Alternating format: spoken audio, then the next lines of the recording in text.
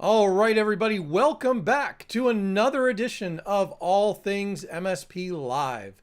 I am your host, Eric Anthony, and tonight we're going to have a great guest, as usual, talking about something that's highly important to every IT service provider out there, and that has to do with compliance and governance. But before we do that, obviously, we have to go through our normal startup routine here at All Things MSP Live. Got to make sure that we're live on all of the different platforms. So it looks like Facebook is running well. Let me just refresh the LinkedIn page. We are live on LinkedIn. This is always a good thing. Oh, and I should probably, go ahead and put chats in there so that I make sure that those are coming through so that my guests and I can see those. LinkedIn's coming through. Facebook is running well. Hey, Facebook. Facebook comments are coming through. Are we going to be 3 for 3? Well, we are 3 for 3 on being live. All I have to do is see if the comment shows up now.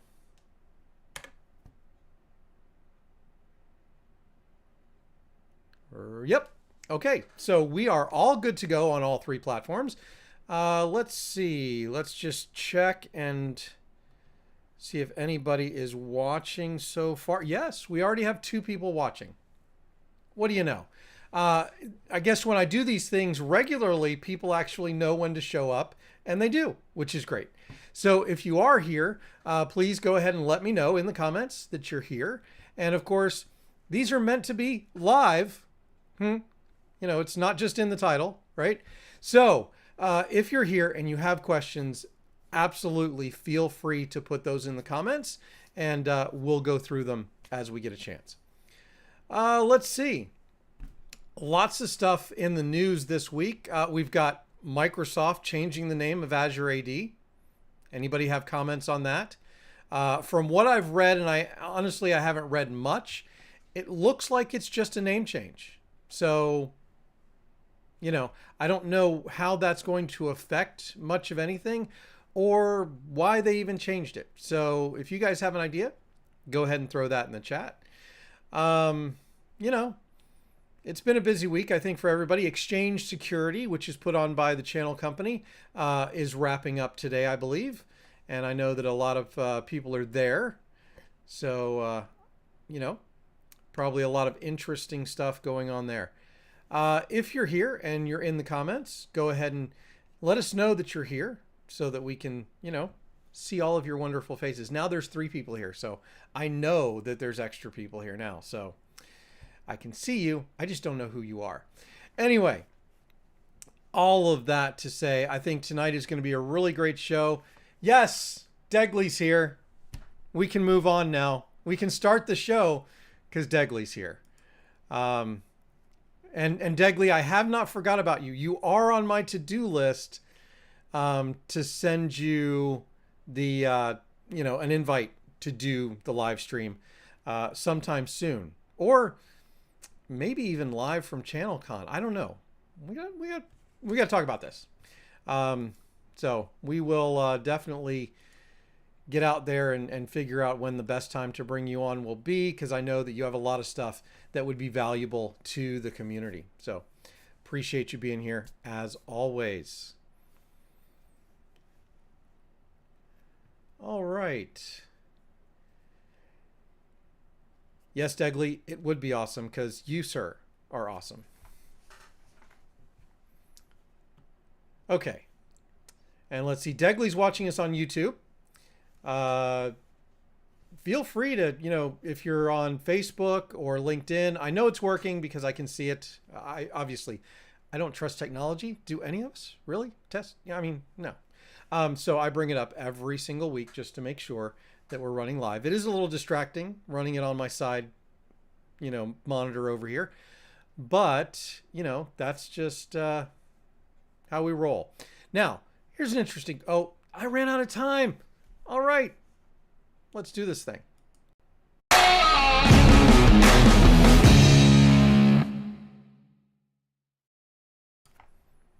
Welcome back, everybody, to another All Things MSP Live. I am your host, Eric Anthony, and this is All Things MSP. This is the place where we just like to get together as the IT services channel and talk about stuff. Whether we're talking about vendors, talking to vendors, letting vendors talk about their stuff, or we're just chatting with a group of tech degenerates. You know who you are. Anyway, we have a great show tonight. We're going to be talking about compliance and governance.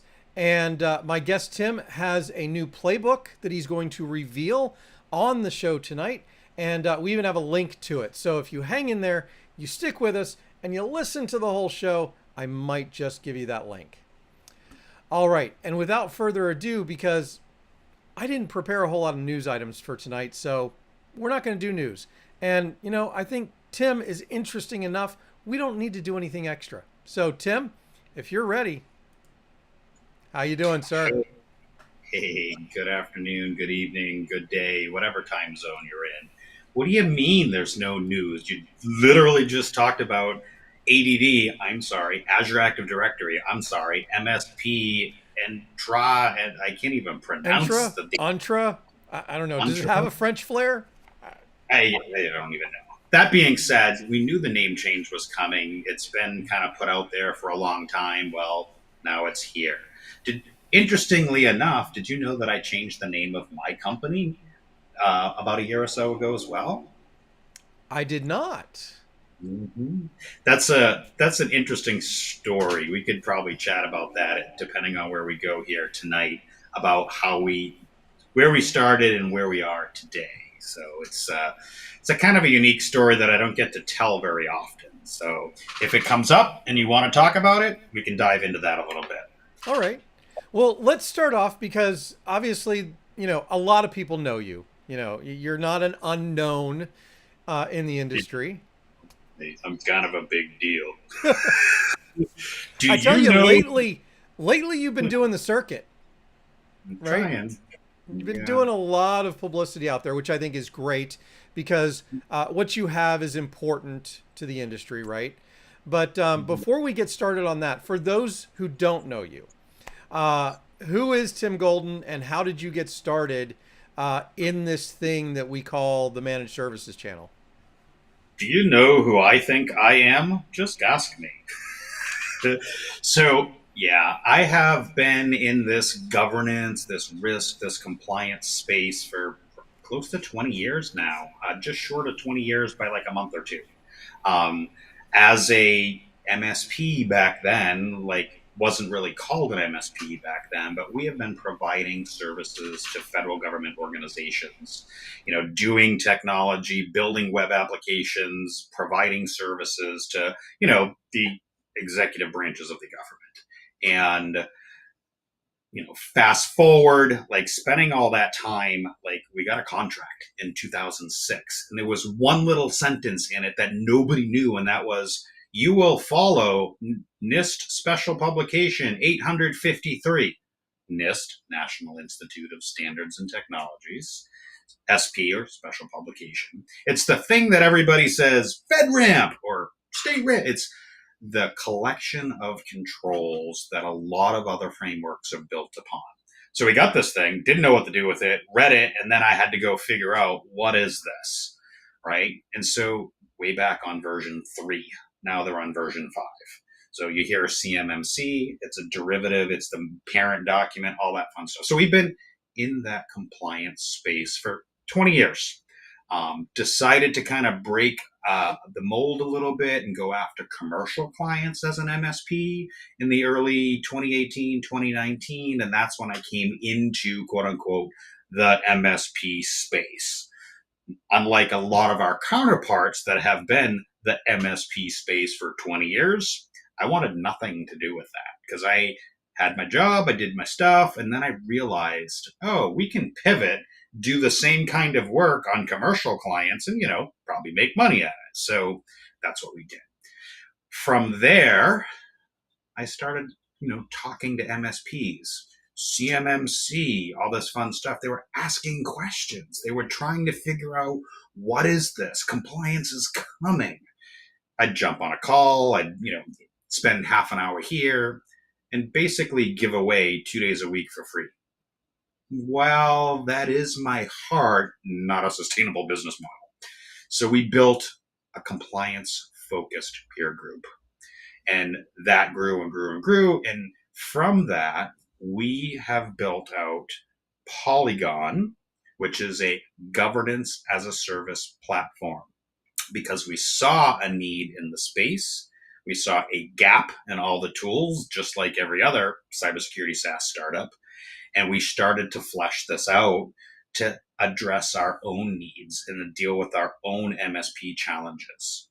And in talking with those in the industry, all of them were like, you should SaaSify this. So here we are, compliance risk with our suite of products, Polygon, which is governance as a service, compliance as a service, and our peer group, all working seamlessly to help MSPs with this compliance stuff. Whew, that was a lot. And I don't know if I lost audio or if you did. Because I can't hear a word you're saying. Let me make sure. Because I put myself on mute because my okay, so other listeners have probably heard this. I have a wind tunnel of an office. It's the way the house was built. It's a zone unto itself for the AC. And so Nice. when it's the only zone on, it literally blows like a hurricane in here. So it is, I think, 87 degrees right now, feels like 92, and I'm in a closed room with no air conditioning and the window is shut. So if the sweat pours down my face, be happy you have AC. So you're a braver man than I, because I do have the option of turning it off, but I did not. So yeah, and what I was trying to say, by the way, before was your camera is like zooming in and out automatically. It is, because it is an AI based camera. Is it driving you nuts or do you love it? Um, I don't know, because I have one too. I'm not Mm-hmm. using it right now because I don't like the unpredictability of it. Yeah. So I'm kind of on the fence about it. Gotcha. Although we're not here to talk about AI, but it is interesting, all the stuff that you can do. And I do have one, and for certain things, I do like it because I don't know about yours, but mine will follow me. So if I'm doing a larger stage thing, yes, it is much better because it will actually follow me, which is amazing. But that's not what Well, we're here to talk about. I tend to animate a lot, so That's fine. But you know, it's probably here. What I probably need to do is give you a little more space so that it doesn't zoom in quite so close. So perfect. I did that. All of the things that you learn when you start doing live streaming about how you can control this stuff, it's great. Okay, so you got started in compliance. You started looking at this MSP thing, and you said something that I think is interesting because a lot of people think about it in this way. They think about the MSP space as being small, as almost being insignificant, because the MSPs are small, the deal sizes are small, but there's a whole lot of them. And so if you can operate at scale with a Mm-hmm. SaaS product, Mm-hmm. you can take advantage of the scale of this market in spite of the small deal size and the small customers. Right. And you make a really good point, right? So we focused on federal government contracts. If you've ever chased the RFP tail, it's gruesome. It's probably more gruesome than sales and commercial stuff. However, they're lucrative, they're good, but they're cyclical. They're 5 years and then they're gone, right?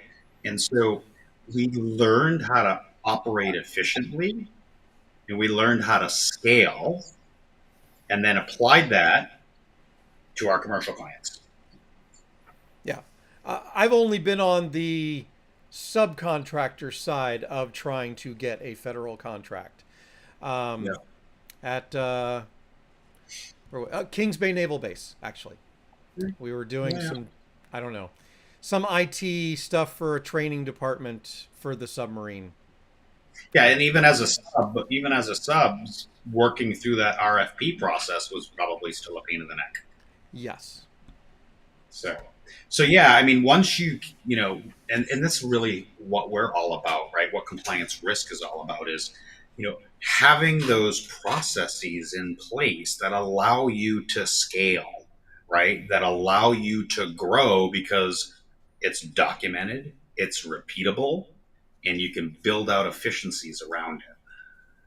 Yeah. And that's what's important, right? Especially for an MSP, because vendors working with MSPs is one thing, right? But Mm-hmm. MSPs dealing with small clients is another. Yep. And because there's a couple of things here. And correct me if I'm wrong. You tell me what you're seeing out there. This is what I suspect. I Yep. suspect that your average MSP doesn't have somebody on staff who can do these compliance things. And they need a tool. They need somebody with your expertise who has put this into a product. And Absolutely. and so it seems to me like that's a pretty good business model, is building something that these MSPs can then just take and repeat. Exactly. So I always say this first, right? Even if it's the one human MSP or the 500 human MSP, anything that you're going to do in your business and your MSP, make sure you have a champion, right? Make sure you set aside either that human, or if you're one person shop, you set aside that dedicated time for whatever it is. Can be onboarding, can be documentation, can be SOC, can be anything. Like, make sure that you as a business has that champion for that bucket, right? Because you're not going to be able to scale. You're not going to be able, like, you're not going to have the buy-in to make these things. Like, gosh, what was the stat the other day? 30 or 40 tools the average MSP has right now on average. And so, I mean, that's a lot, right? And how many of those tools are 100% deployed and 100% in use? And why are they not deployed and in use? Because you haven't dedicated the time or the resource or the human to make sure that you're gaining the efficiencies that those tools provide. Yeah, and I think resources is a good way to lump those two things together, right? Because you're exactly right. You either need a person or you need to set aside that time if you are that single person MSP, which is, Mm-hmm. by the way, having lived it, that is one of the hardest things to do as Mm-hmm. a technician turned business owner, Yep. is changing hats and giving Yeah. those different things the correct amount of time. Nicely done. Nicely done. Absolutely, absolutely. And I get it. Like, I've been coding for 30, like, I'm an engineer at heart. I want to rip stuff up and put it back together. But I had to learn that discipline of time management as a solopreneur, as a single, like, not, yes, my MSP has staff, but as that single champion for a bunch of things, I had to block my days, my time, and my calendar to make sure I was getting the things done, dedicating the time. Like, our tools, they're 100% deployed, they're 100% used, they're like across our client base. Why? Because I took an hour a week or an hour a month, or I dedicated that time, or my staff member dedicated that time to do the thing. Yeah. And incredibly important. And you mentioned something that I have just started doing probably in the last 12 months, and that is time blocking. And if you Mm-hmm. haven't heard about time blocking, I suggest, and I'm not talking to you, Tim, because I suspect you probably do this. Mm-hmm. I'm talking to the audience. If you have not heard of time blocking, look it up, watch a YouTube video. It has revolutionized my time, and not just my work time. I time block on the weekends because I'm a nerd like that. Yep. But my weekends are way more productive. And I have way more free time when I time block and am intentional about getting the things done that I need to get done when I want to get them done. Yeah, I instituted that policy probably 20 years ago, right? I think it was way back when Outlook first came out in Office 97, even, I think, like way back. And I live and die by my calendar. My wife knows it, my kids know it, all my, partners and client, like, if it's not on my calendar, it doesn't exist. Yep. And therefore I can't be held accountable. So my wife, my kids, my mother-in-law, like personally, or any of the business partners or whatever, like they book time on my calendar. Now, I get it. It's kind of impersonal. It's kind of, but like this is the norm that we live in. People's time is valuable and it's the only thing we can't get back, right? The cliches. So, yeah, block times off. Like you try to book me on a Friday, you won't. Try to book me on a Monday morning, you can't. Try to book me during lunch hour, you can't, right? That's Yep. because I recognize that I need to set aside dedicated time to be the champion of the thing. Right. Whatever that thing is. Yep. And I'm going to say one more thing about productivity hacking, and then we can move on to the stuff that everybody's actually here for, right? Um, but I recorded already 2 sessions with Alan Edwards on Oh, creating a culture of process in your yep. business. So if Yep. you haven't caught, well, we only released one, right? So we released the first office hours episode actually this morning. So it's very timely. That one was with Evo Security. The next two, well, not the next two, because I recorded one before that. The next one is going to be the ladies from Actually a Podcast, Kelsey and Morgan, about how they started their podcast. Relevant for MSPs because a lot of you want to start podcasts. Some of you don't know that you should, and maybe you should. And it's a lot easier than I thought it was going to be. By the way, just to be clear, and I'm 3 months in, and we've done a podcast every single week, and it's not been that bad. Nice. And then Alan Edwards That, episodes will come after that. Anyway, office hours, it's a new thing. Check it out. It's on YouTube. And of course, we've put the link in Facebook and LinkedIn. All right, Tim, let's get to the meat of this conversation. Okay. sure. I need to do a little caveat warning. I'm hearing thunder and lightning and seeing the sky light up like a Christmas tree, but I have good internet. Fingers crossed. All right. Well, and I have a copy of the playbook. So if I need to, I'll just, no, I'm just kidding. Um, Yeah. So the playbook. I don't know. Do you have questions before I kind of dig a well, little, or? let me ask a couple of generic questions first. What is a policy and procedure, or yeah, policy and procedure governance program? Yeah. So let's even just break down the first word, which is governance, right? It's to govern, right? It means to have a process in place for things for approvals and attestations, signatures. It's a process to make sure that whatever you're doing has checks and balances, right? Just like our government, like there's checks and balances. In a cybersecurity program, in a governance program, you want to make sure that you have the right process with the checks and balances, right?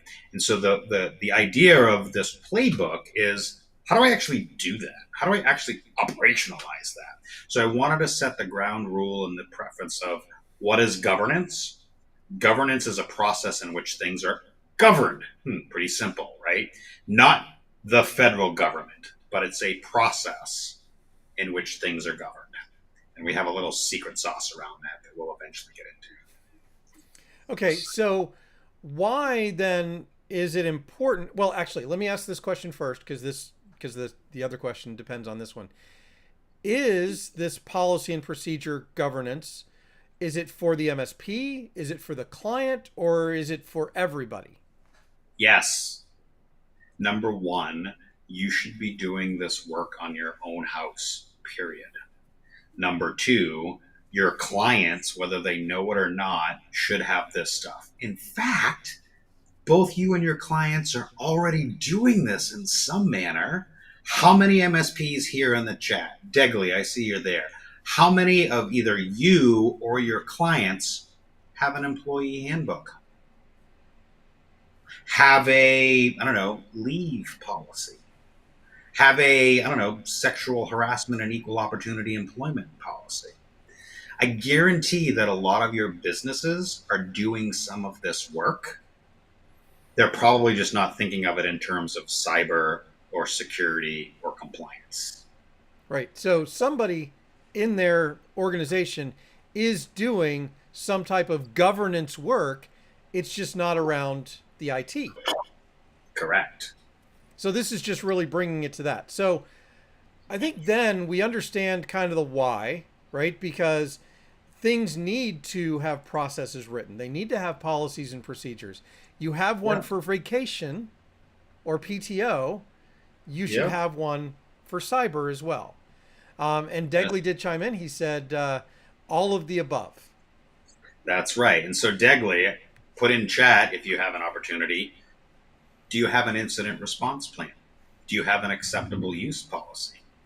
Do you have a password policy? Right. So, the reason why I'm rattling off these specific ones is what's the big I word? You know what it is? Insurance, right? We've all been drinking the insurance Kool-Aid for a year or two or three now, right? We've heard all the stats. We know all the stuff about cyber liability insurance. What they're asking for in 5 particular categories: disaster recovery, security awareness, next gen AV firewall. You're seeing these. What doesn't exist in the MSP space is the documentation to prove that you're actually doing this work, right? And cyber liability insurance is going to start asking you as the MSP on behalf of that client, do you have an incident response plan?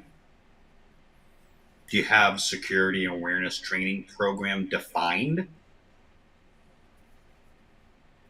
It's already there. Like, compliance isn't coming, it's here right now. And one of the key drivers is cyber liability insurance. I mean, we can talk about FTC, we can talk about CMMC, we can talk about acronym soup in that compliance. But the fact of the matter is, the brass tacks at the end of the day is, you want cyber liability insurance? They're asking for these things. And if you don't have them, you're going to pay more, or maybe not even get it. Well, and that's what I've maintained for a while, right? Is that small businesses usually react to hands going in their pocketbook, right? And if HIPAA is any teacher, right, the federal government has been relatively slow to enforce a lot of these things.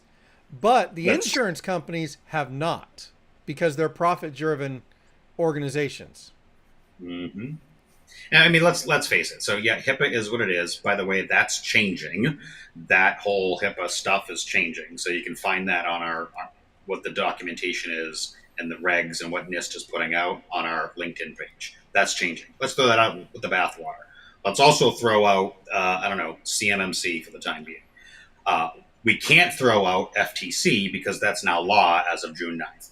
But all of those arguments aside, it's the liability insurance that has the teeth, that has the accountability, that is asking for how many, like, let's see.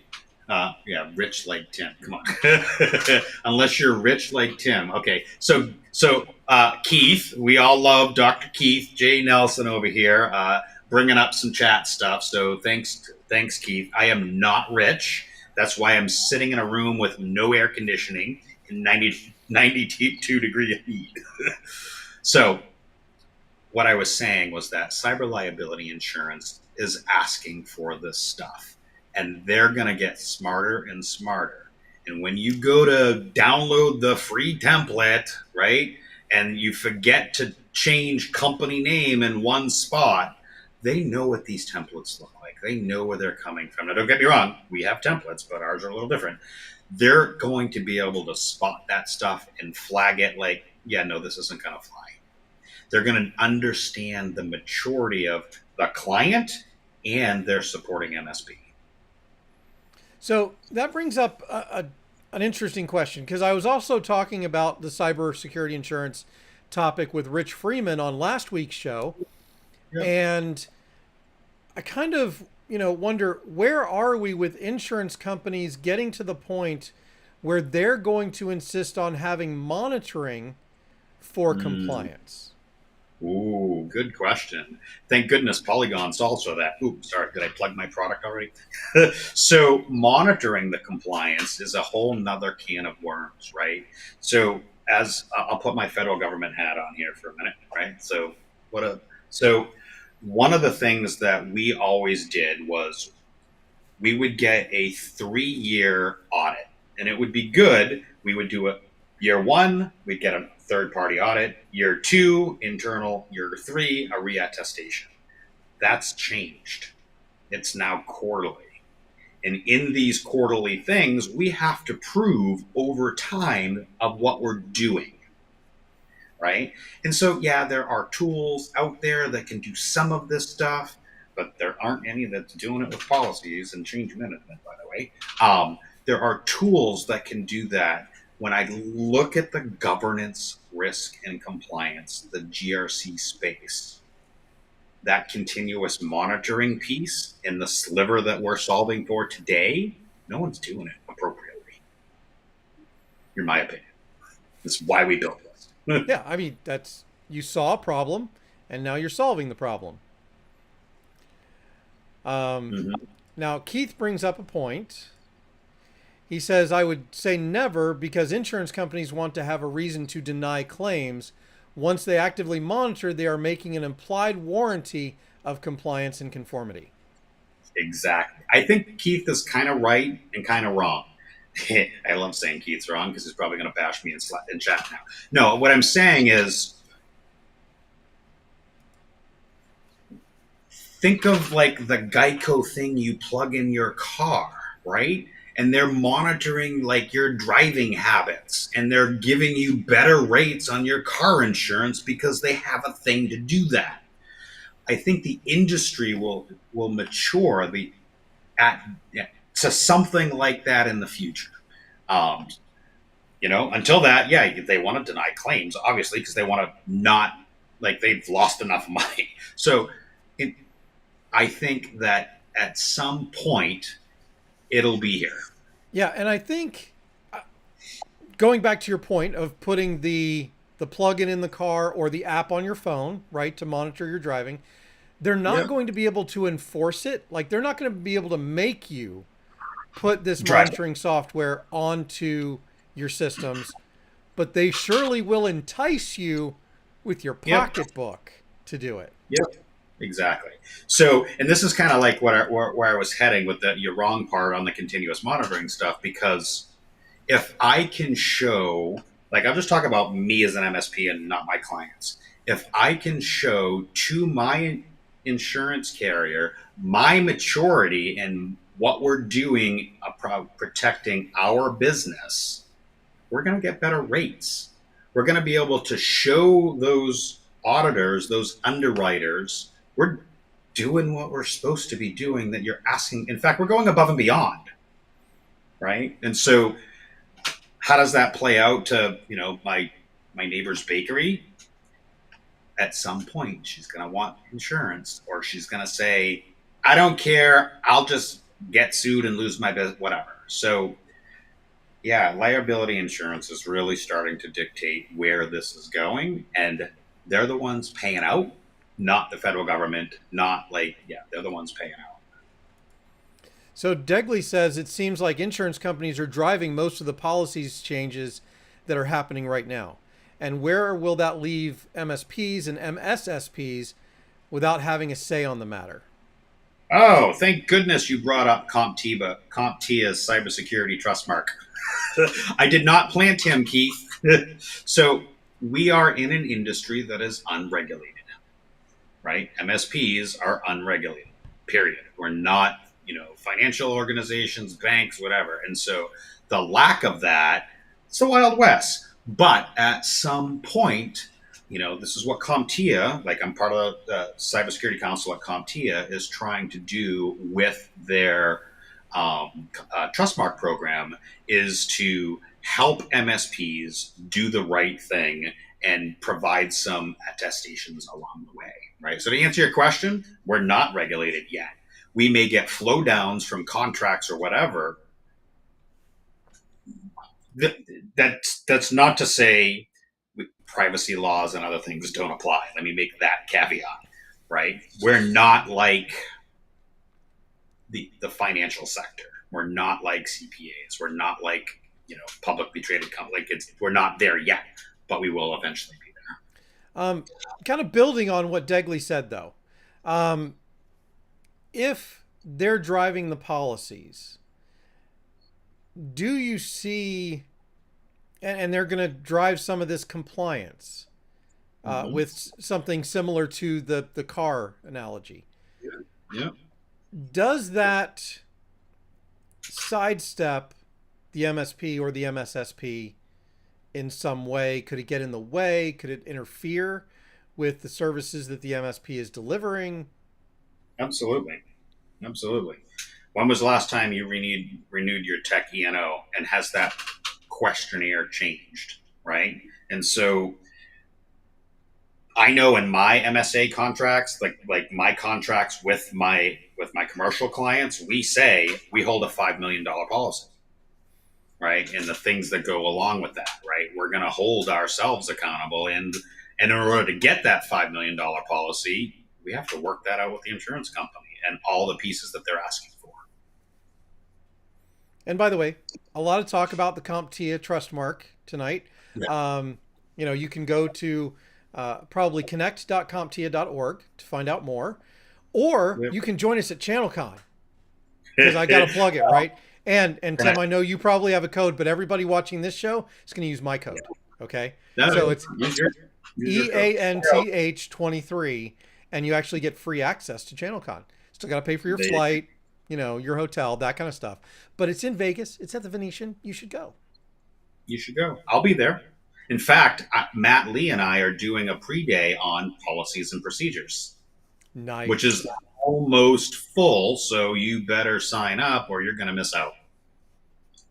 And now, is that on Monday? Yeah. Okay. Yep. I still don't know what time I'm flying in. So I fly in Sunday night. So yeah.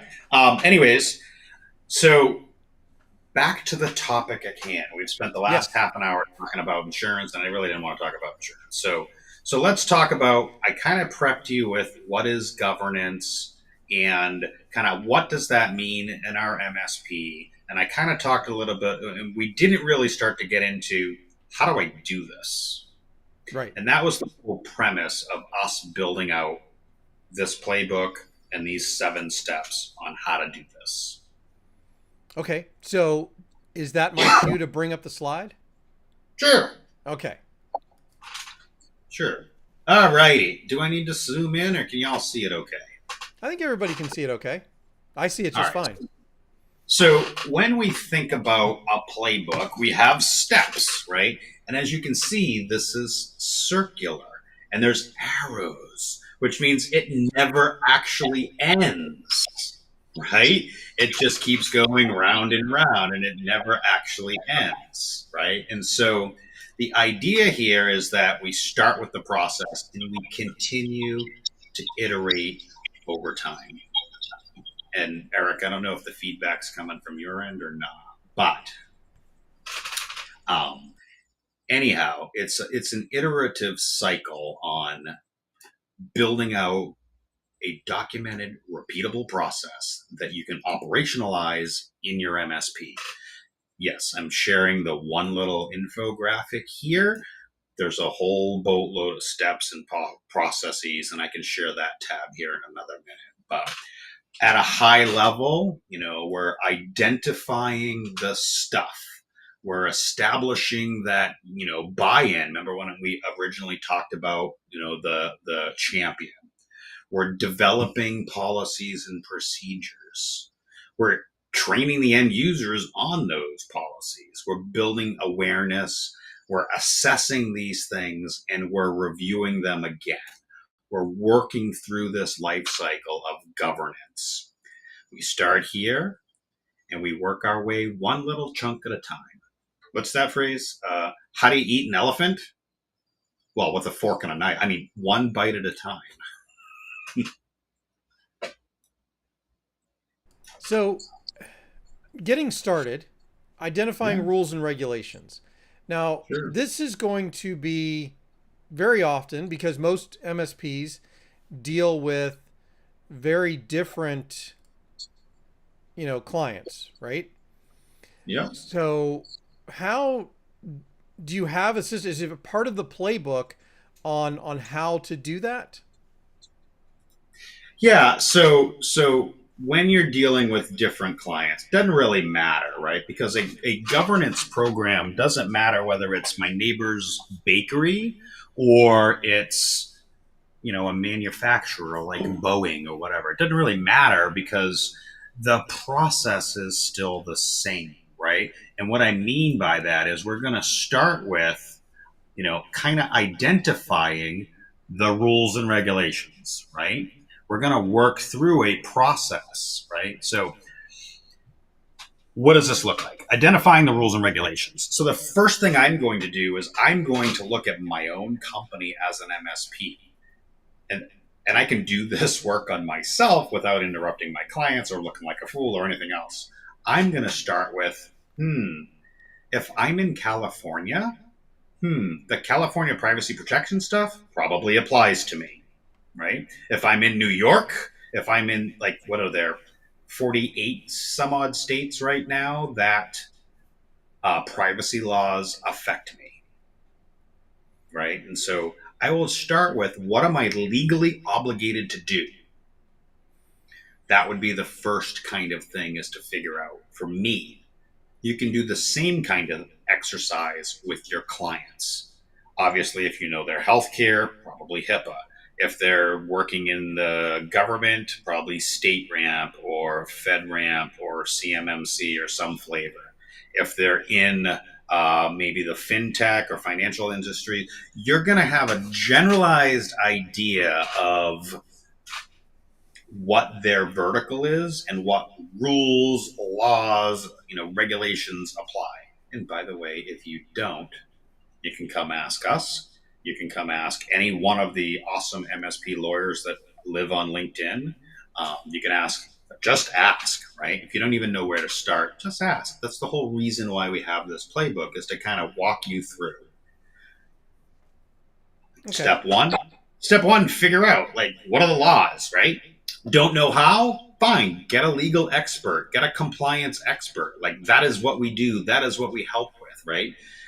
From there, determining the scope, right? Ooh, can you hear the thunder? Yes, I can. Nice, right? Creating the scope. Oh my gosh, what scope? Isn't that something that goes on my rifle? Yeah, but not in this context. So, and I'm not going to share the whole thing because I kind of want to kind of get into the high level stuff. And that's why you'll be able to download this after the fact, right, on our website, right? Any questions about sort of the first part about identification? No, but we do have a comment. Um, Okay. so Hold on.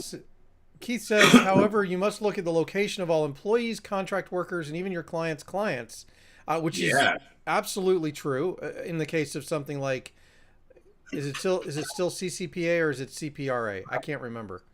CPRA, but yeah. It's the new one. Okay, yeah. Um, you know, and for another thing, like California claims employment privacy jurisdiction. Yeah.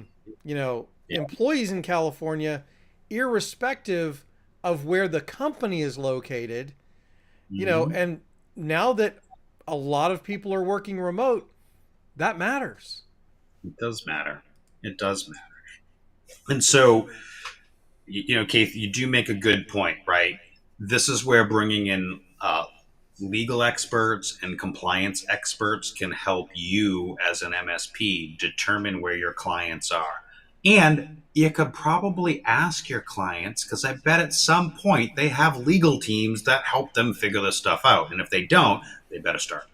Um, that's why we have our peer group, by the way, to walk through and help you with this kind of stuff, right? So, yeah, figure out what the laws are, figure out what you're legally obligated to do, All right. and So then I don't yeah, want to worry you, but we are at like, we've got 20 minutes left and I know we have six more steps.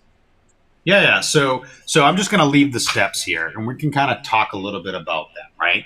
So step two, building out your team. We talked a lot about that in the beginning, right? Identifying the human, set aside, the time, get the buy-in, identify the team that is going to be part of the process. And again, the playbook has a bunch more individual components about how to do that, how to prepare, how to put a proposal together. Now, granted, if you're a one-man MSP or one human MSP, probably not going to do this part because you're a one-man show or one human show. But starting with, what am I legally obligated to do? Who in my organization is going to help me support this? And then identify the policies and procedures that need to be built for the regulations that we have established. We have a nice little secret sauce. I'll get to that towards the end here in a minute.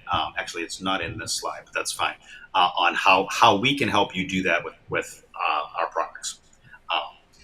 Once you've established the documentation, then you need to train the people on it. You need to get them to sign off and acknowledge, yes, I read the acceptable use policy and I know what it means because I got tested on it and I didn't just blow by it, right? That's the crux of where we are today in the cybersecurity space, is educating the end human and giving them the information in a manner in which they can understand it, consume it, retain it, and apply it. So, build out your policy stuff, build out your adoption program, build out your communication program, right? If I'm going to roll out a policy program for my neighbor's bakery, I'm going to start months before, weeks before, days before I even give them a policy. I'm going to establish that executive buy-in. We're going to communicate to the end users, this is what we're doing. This is the why we're doing it, right? It's always important to explain the why. That's what bit me in the butt when I first became an IT director. Is I was known as Big Bad Tim that always said no. And I had to pivot to taking the time to explain the why and let them come to the no. So explaining the why is so important. That's the communication piece. And then, Simon Sinek would agree. yeah, I listen to Simon all the time, right? And so got a bunch of his books, re-listen to him a couple of times. And then once you've done this, like first 4 or 5 steps, you gotta review them. I mean, I talked to a company the other day, a couple weeks ago. They haven't looked at their employee handbook in 14 years. And I was like, and then I just was like, oh, well, that's interesting. I'm like, when COVID, did y'all work from home? Yeah. Are they still working from home? Well, half and half. I was like, oh, has any of the maternity, paternity stuff changed? Yeah. Do you have a remote? No. So, like, their business changed and none of their documentation spoke to it. Well, That's why having, go ahead.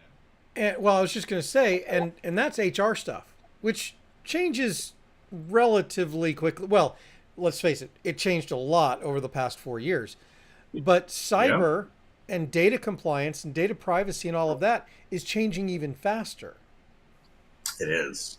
It is. It is. And so, having that cadence to be able to, not only just having the cadence, but you need to have some kind of process, tool, ticker thing to remind you to do these things, Yeah. right? When I dug into that with that customer on their employee handbook, it really boiled down to, oh, we forgot. Not that they didn't want to do it, it's we forgot. And we see that everywhere. Why did we forget? Because we didn't have a tool to remind me of the process. So This is where you as an MSP can build out that efficiencies and make sure stuff doesn't get missed. and Keith comes up with a good question, I think. He says that so in your model, who owns the document and process? That's the Sure. first question. There's actually two questions. So answer that one first, and then we'll get to the second one. Yeah, so we always put the ownership of the document onto the client, right, in our process and our tool. We, as the MSP, are just helping, we, as the tool, are helping them facilitate the process, right? We're guiding them through the process. But the ownership, and this is why we, as part of our tool set, we have signatures for reviewers. We have signatures for approvers, right? The CIO, the CTO, the executive at the company to sign off and say, yes, I authorize this as our password policy. So it's their document. As the MSP, you're guiding them through this process, and you're happening to gain those efficiencies and tools and all the fun things around it. You're guiding them through it. Because So almost like an MSP really probably shouldn't fill out an insurance questionnaire. They can guide the client through it, but the client yep, owns the liability of filling that out. So it's kind of the same thing. kind of the same thing. Yep. Yep. Okay. Exactly. And Exactly. Keith's second part of that question was, do you see this as a lump sum sale to the client or built into monthly pricing with a Yep. proprietary use clause attached? And I'm Yep. assuming that because of the assessment cadence, this would be more of a monthly pricing thing. Absolutely. And so we see, at least the way we build out this portion of the VCSO services, the policy management, the governance management, we see two models. MSPs that are an all-in model, whether it's good, better, best, an all-in model, they bake it into that. They figure out their margins, they bake it into that.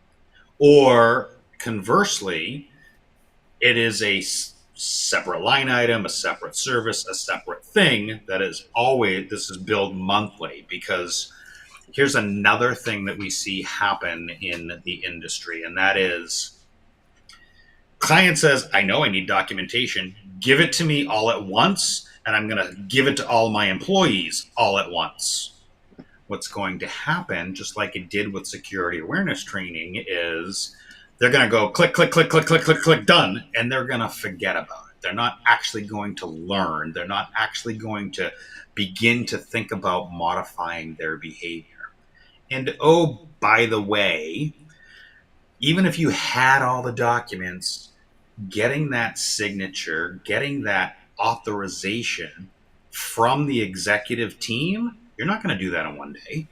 It might take you a week or two to get one signature, let alone 30. So I see this as an iterative process. To go back to Keith's original comment a while ago, the ongoing continuous compliance monitoring. And I mean, we as MSPs love MRR, right? Some people would say that being an MSP means MRR. Of course, we all know that's not true, but that's kind of how the model was born. Yeah, exactly.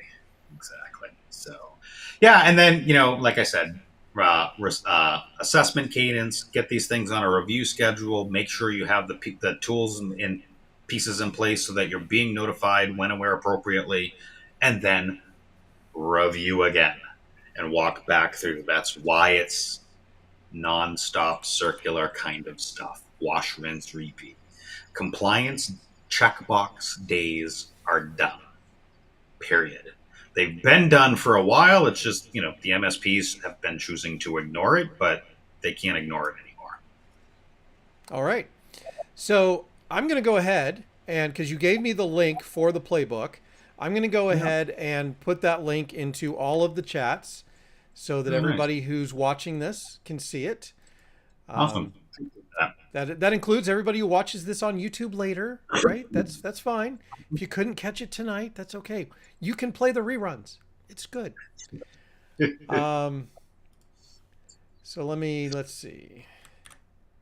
Do I need to go add bandwidth to my website so it'll keep running? I'm I teasing. don't think we're in any danger of that now. I'm Maybe teasing. in the future.